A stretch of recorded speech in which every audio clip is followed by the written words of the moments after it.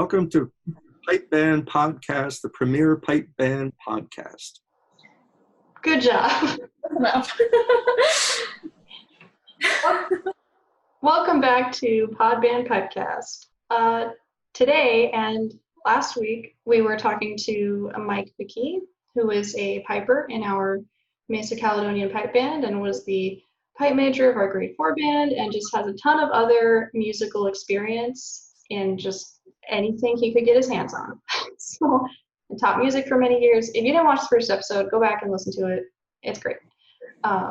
Today, we're going to talk a little bit about chords, which some pipers and drummers have probably never thought about before in their lives. Some may have.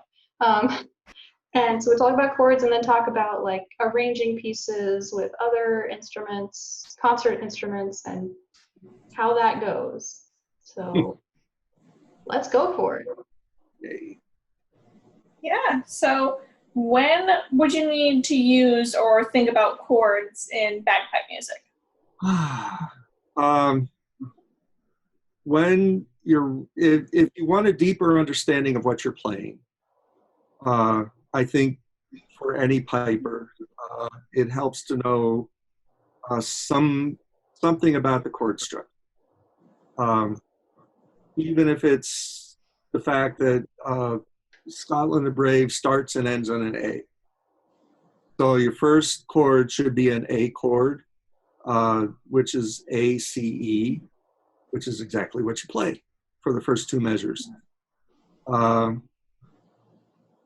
And it helps to know about cadences too at the end. And I think Chris talks about the cadences a lot. Cadences, I think to most pipers are rhythmic. You hold out certain notes at the end, especially the last note. But a lot of the cadences at the end flow from the chords, the chord structure of the tune. And most chord structures in folk music, which is bagpipes, and a lot of the simple songs that we sang in elementary school can be organized around three different chords: the one chord, 1, 4, 5, and 1. And by this point, I've lost everybody. So I've got my toy here. Oh, brought a prop. It's low tech. It's a keyboard that I blow into. So the one chord, that's what you start with on Scotland the Brave. Where am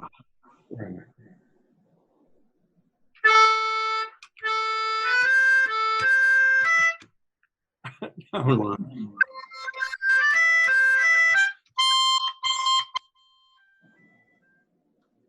That's all one chord. And that's all you play for 2 minutes. So if I don't know if you need to understand that to play the tune, but at towards the end of it, you get a cadence, which would go from a 1 chord, sometimes a 4 chord, and then you get the 5 chord.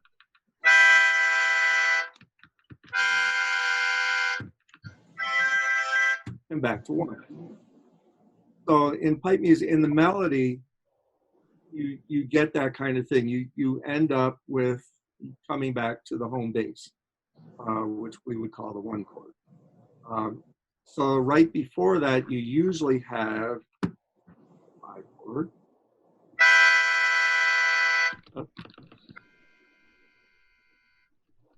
which is a bad chord to end on.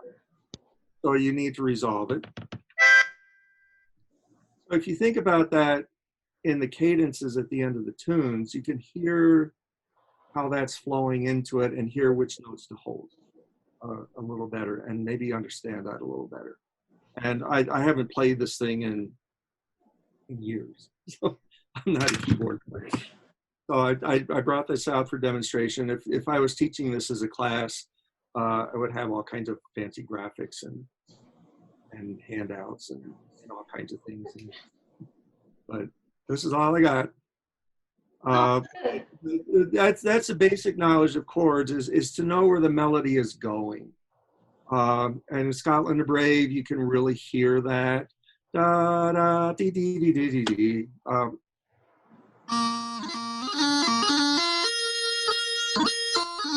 That's all one chord, and then you break into 4, and then back to 1, and then 5.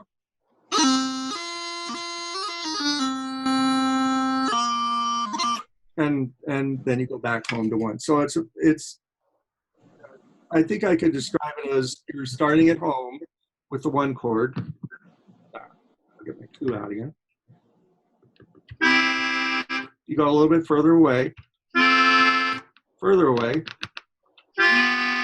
and back home. And then the melodies do that at the same time. But since we're talking about chords, that's if you were building chords along with this, that's where it would take you. And that's what the cadences are all about. And cadence is really a term, we use it as the end of a phrase. We talk about the cadences, but it's really a chord term. A cadence is the chords at the end of a phrase. And it helps to know that. And that would help pipers maybe to be able to hear that. You would also use it in harmony. To be able to know what chord that you're working in at the same time. A lot of harmony is written in just simple thirds. You play 2 notes above or 2 notes below, and that's really basic bagpipe harmony. You can go a little bit further from that if you understand what chord you're playing. If you're playing I'm trying to visualize this. If you're playing a D, you might not want to play an F. You might not want to play the note 3 notes above or 3 notes below because it doesn't fit the chord, or an A especially. If you're playing a kind of think chords now. I haven't done this in a while. If you're playing an A, but you're playing a D chord, D, F, A, you won't want to play a C, which would be 3 notes above, 2 notes above. If I haven't lost everybody by this point, you might want to play something else like a 4 notes above. Right. I think it's interesting because It's confusing. But basically, it makes some better choices about writing harmony. And there was something I wrote harmony for Queen of the Rushes that was really chordal harmony in that old sect. And that, if you have some understanding of chords, you can do stuff like that. And it helps a little bit. And also when you're writing accompaniments. yeah, it is really interesting because your ear can kind of hear that. And, Yeah. and as even if you're untrained in music, you listen to it and you're like, oh, that sounds good, or oh, you shouldn't have played that note there. But there's a whole theory and a science to it. And we were talking on the break here that you could go to school for this forever and not know everything there's to know about music. Right, and I don't know I write harmonies I can write harmonies for bagpipe music, and write arrangements, but there's a lot that can be added. I don't understand jazz that much. I don't understand pop music, writing chords Does anyone? I don't know. Jazz isn't meant to be understood. My musical training was in 4-part harmony, stuff like Bach, hymns, church hymns, realizing figured basses, which they just give you numbers, chord numbers, and you work out the chords above that. And there's all kinds of arcane rules doing that. Bagpipe music is a piece of cake. You can quote him on that. Bagpipe music is a piece of cake. All right, so I think you talked about this a little bit. How to figure out which chord will sound good, like with the phrase. Is it just the first note that you play? Is that usually a good rule? No. You have to understand, usually the first note. What the tune Killy Cranky does not, I think it's in the key of A, but it starts out, da da dee, it goes up to an A. There's some Strass Bays that we play, Cabaret, which starts out, dum dee da da da da. It's in the key of A.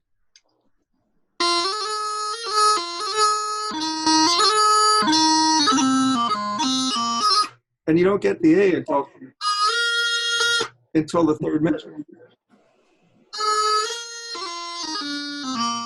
And then you end on the A. So Cabaret is in the key of A, but it does not start in A. And that's one of the weird tunes. There's the other one we play, Keel Row. I don't think it does not start in an A. It starts on a different chord, which is kind of common in Strass Bays, I think. It's I'll play it if I can. That's the chord, and it would be called it's a 7-chord, a G7 chord, and it resolves to an A major chord with a 7th. So it resolves to, I remember it. It resolves to that, which still doesn't sound finished. So it's Cabaret, Keel Row have kind of weird harmonies. So you can't use that rule of what you start with and what you end with. You kind of have to look at notes in between. And I think I've come up, I try to come up with a simple way to explain it. But if I was going to arrange Scotland the Brave or an accompaniment, write out guitar chords or piano chords, you would start with looking at the notes at the beginning. Oh, I'll try again.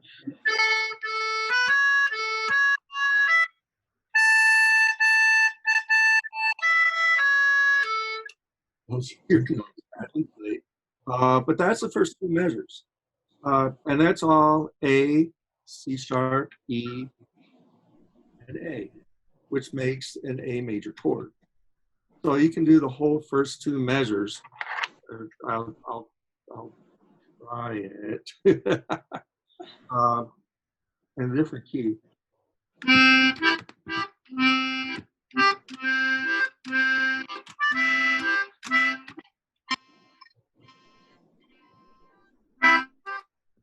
And that's a very simple accompaniment. Sounds like an accordion.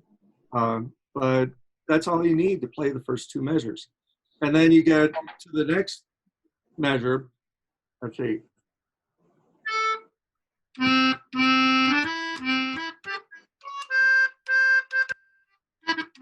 Then you get,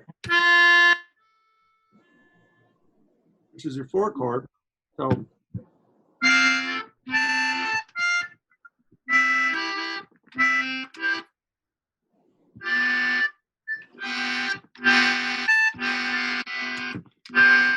and I'm out of breath. But you see where that's going. You look at the notes and see what chords they form.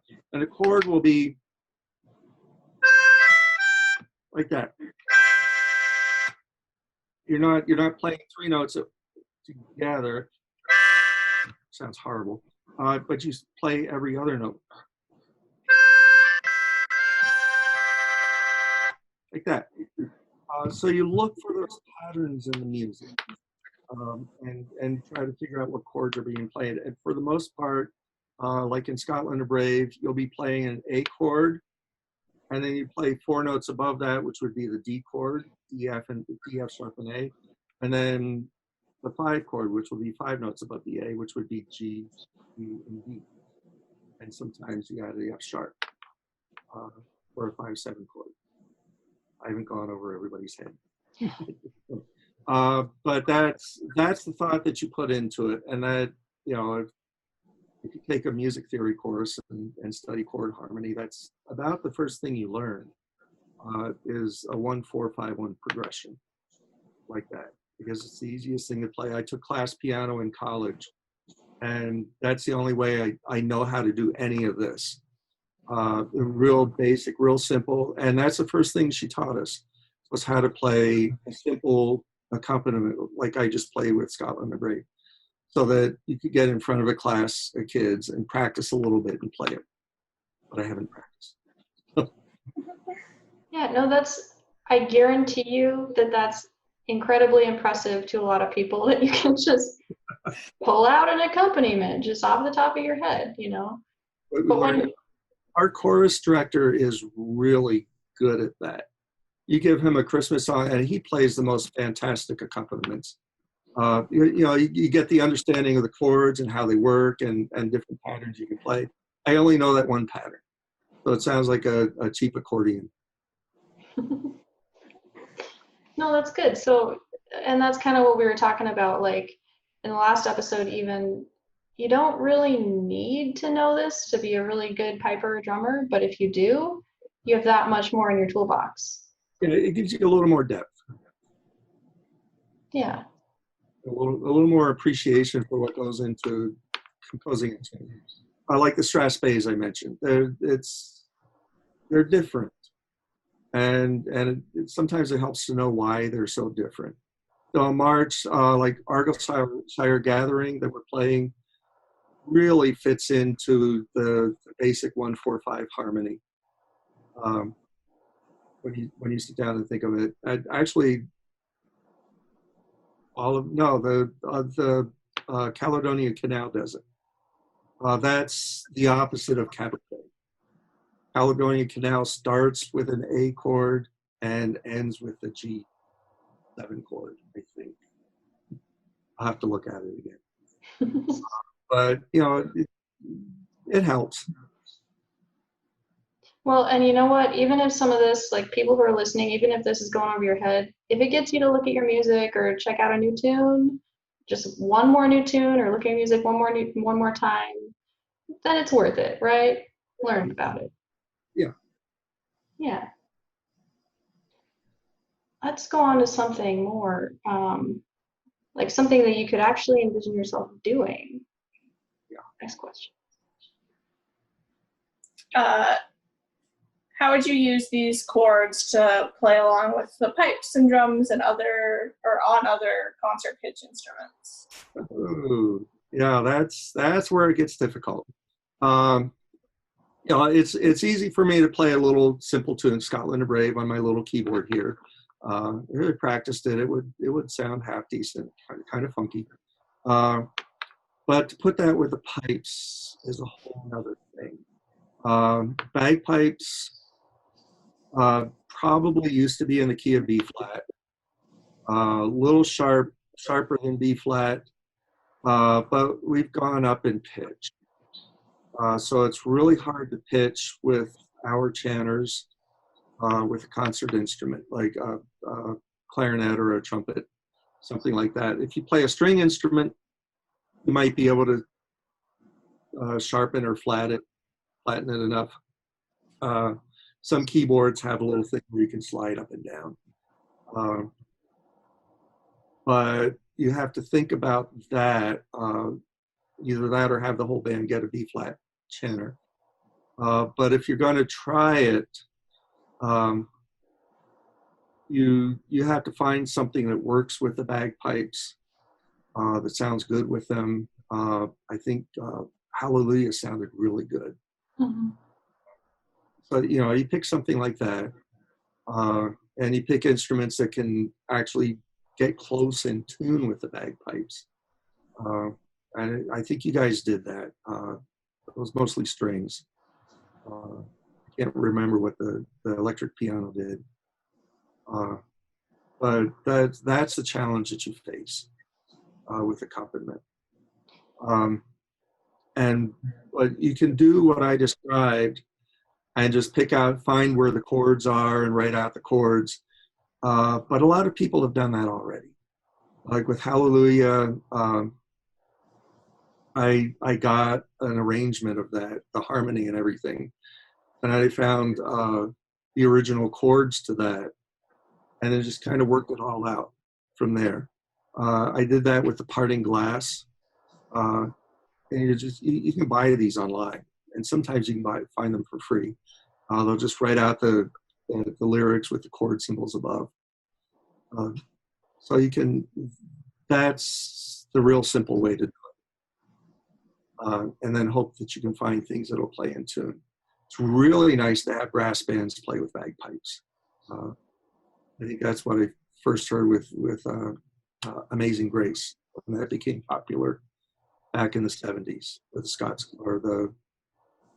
we played with those guys. So the Black Watch? The Dragoon, Royal Scots Dragoon Guards. Yeah. Yeah. And they had a hit recording of that with a brass band. So it's possible. You just have to get chanters that are in tune. But we've gone so sharp. Uh-huh. And the problem with being sharp is that instead of playing in the key of B flat, which just has 2 flats, we're getting up close to B, which has 5 sharps, which some people find intimidating. If you ask a musician to play 5 sharps, they're going to be mad at you. Yeah, they will. Unless they've gone through a master's degree program in performance, where you have to learn all the scales, inside and out, scales and thirds, chords, everything, all the keys. So if somebody throws something at you with 7 sharps, you say, oh, yeah. Yeah. It's still hard. It's not fun. I can tell you from playing cello and bass guitar and violin, you don't want to play with 5, or you don't really want to play with like any more than 3 sharps. Yeah, 3 sharps is easy. 4 sharps, yeah. 5 sharps, 6 or 7 is impossible.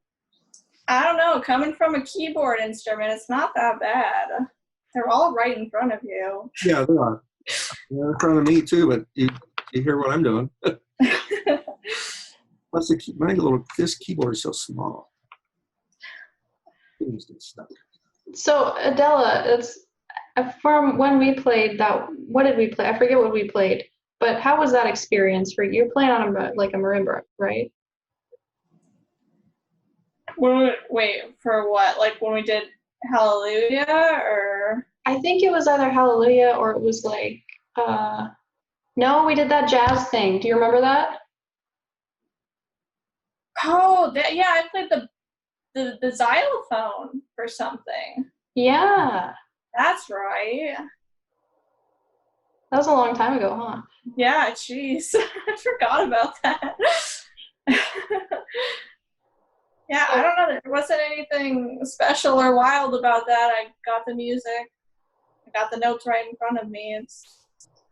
I learned all my scales in high school, so it wasn't that bad. You're fine. You get a friggin' xylophone. You got all the keys there. Yeah. And I guess also, because I played bass guitar for Hallelujah and a couple other things, and that's not even like that different. I mean, because you have the frets, but like playing violin or something, you don't have frets. You have to actually like find where the note is. Mm-hmm. And that's when like all the sharps get crazy and weird. But I think other than that, the keyboard player was freaking out because when the band had tuned one time in a rehearsal that we did, they were like slightly sharper. And he's like, why are you guys sharper than normal? This sounds bad. And we're like, that's bagpipes for you. Deal with it. Yeah. Yeah, I've used keyboards that have a little thing that you can slide the pitch up and down to match, and that's really nice. Yeah, that helps a lot.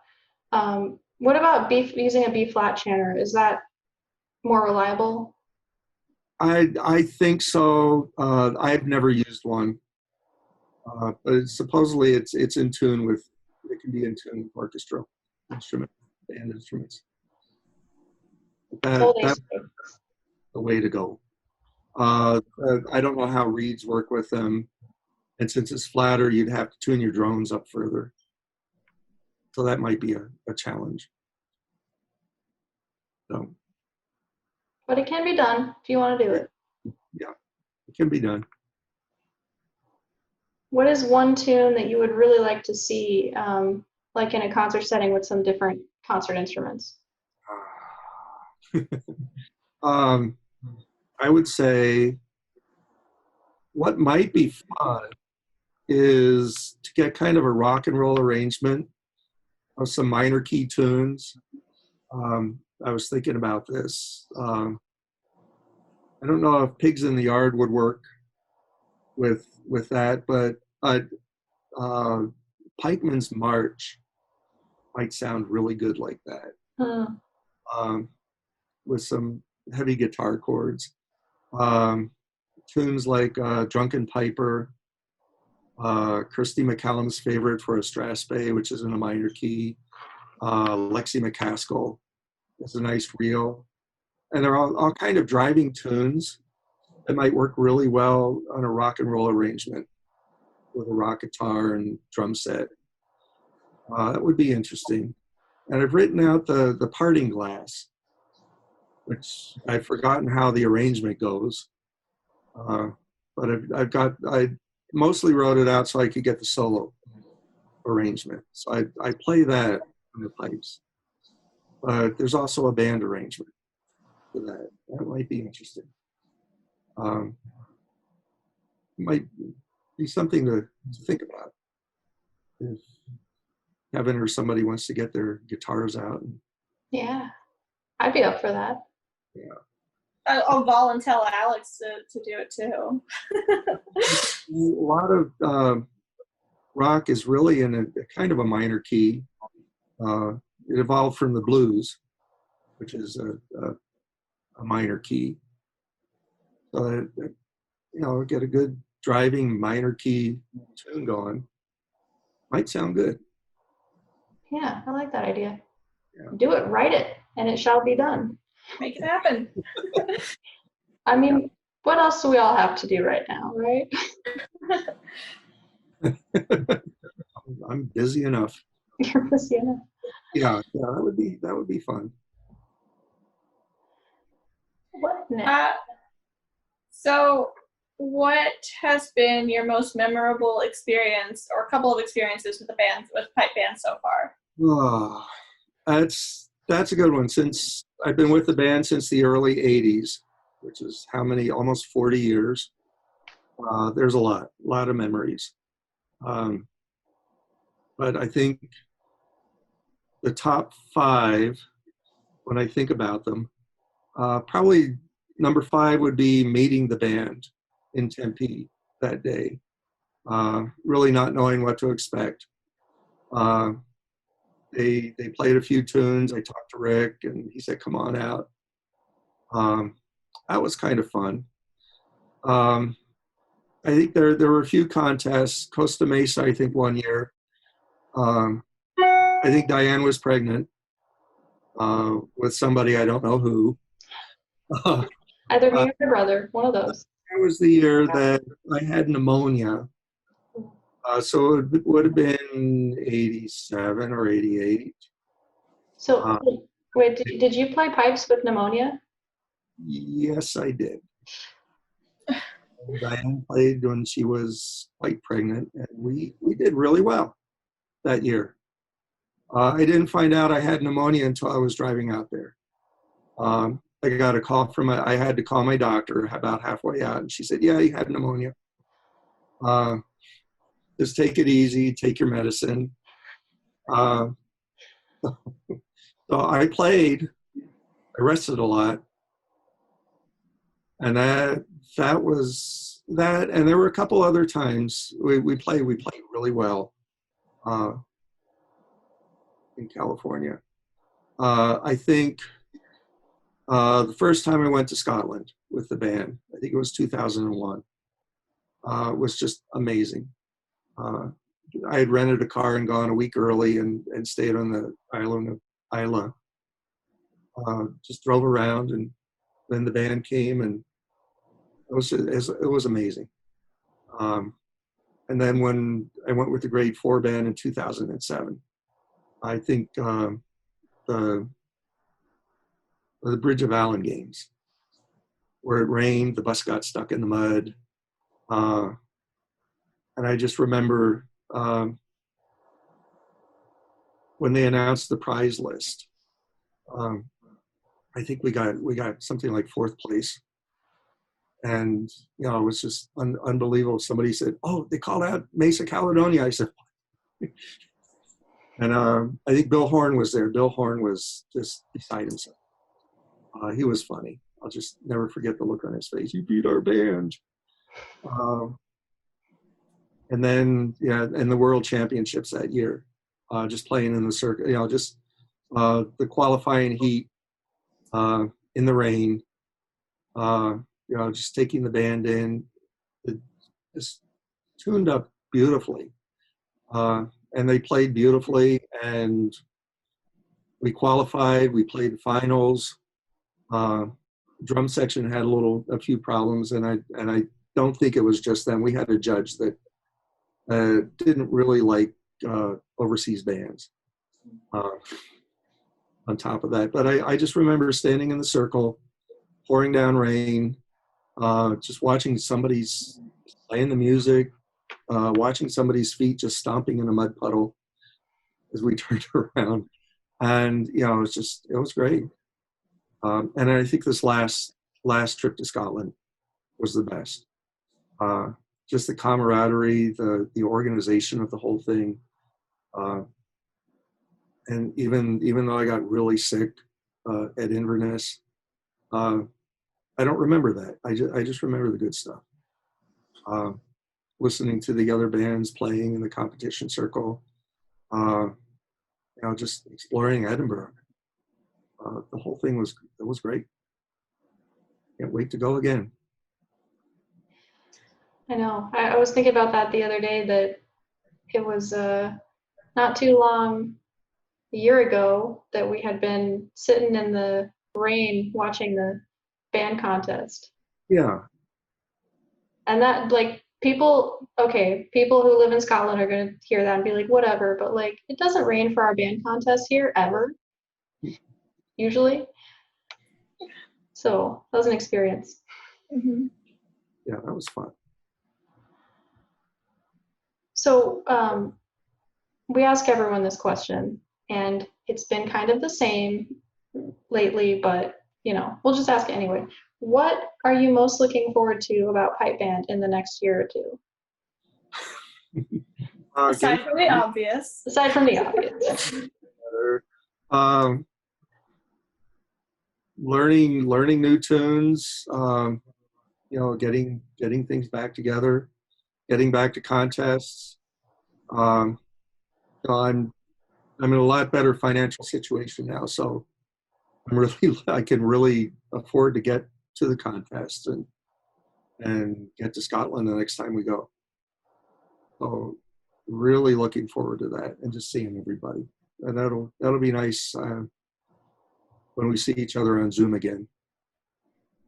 Looking forward to that. So that's what I'm looking forward to. Well, good. Do you have any other shout outs you'd like to give to people, or people you like to say hi to? Just hi to everybody. I miss everybody. You know, it's few musical groups that you can say there's nobody you really don't get along with. You know, even with the chorus I sing with, there's a few people that are kind of difficult. But you know, we're a pretty good family. And it's always fun to go and play. So I kind of miss that. Yeah, miss that too. I miss everybody. I don't want to end on a down note, though. No. Um, I don't know. Positive. I hope everybody's practicing and working on their tunes and enjoying their time they get to spend piping right now. Yeah. And you know what they're also going to do? They're going to all be studying music theory now. Yeah. Yeah, and if anybody has any questions, just shoot me an email. Good. Yeah. I'll be glad to. If anybody wants to know what key a tune is in, or why it sounds the way it does, that would be great. I can do that. Any tune the band's working on, or any other tune, I have a whole shelf full of music. Yeah. If there's one thing you've gotten out of the past 2 episodes, let it be that he is extremely knowledgeable about music. And there, a lot of people are, a lot of people might be. Talk to Mike. He's got so much music in his brain.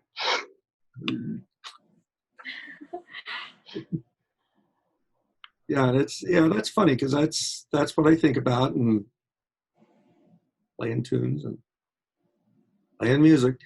That's my life. It's a good life. Living the dream. Yeah, that and a bunch of other stuff. But yeah, it's nice having time to practice right now, and I've really set up a routine. Just every day, same time, I just practice, no matter how I feel. So it's been good. That's good. And the neighbors like it. Do they, or is that a joke? No, they stop me in the street and say, "Yeah, we really like the pipes." So, Well, good. All right. We'll let you go then. Thank you to everyone for listening. Let us know if you enjoyed learning about stuff from Mike. He has plenty to talk about, and it's kind of hard to do in just like a half hour. So it's really neat, of course. Lessons. mm-hmm. And this was not organized at all on my part. I just gave a few examples, and if I was teaching a course, I would start at the very beginning. Say, this is a staff, these are measures, these are bar lines. Start at ground zero and work from there. let him know if you want him to do that. I mean, he could do it. I'm volunteering you, of course, for this. You get your lesson plan together so we can pass it out. I've done it since 1980, or 40 years. Music theory for bagpipers. All right. Thank you again, Mike. This has been really great. Okay, thanks. All right. Bye. Bye. See you later. Thanks for listening, everyone. If you enjoyed this show, then support us on Patreon for exclusive content, as well as the video of us recording this. We'll have special exercises we'll be writing, as well as tips and tricks with tenor drumming and other instruments to come. Subscribe to us on YouTube for some tenor tutorials and possibly other tutorials later on. And like us on Facebook at Podband Pipecast.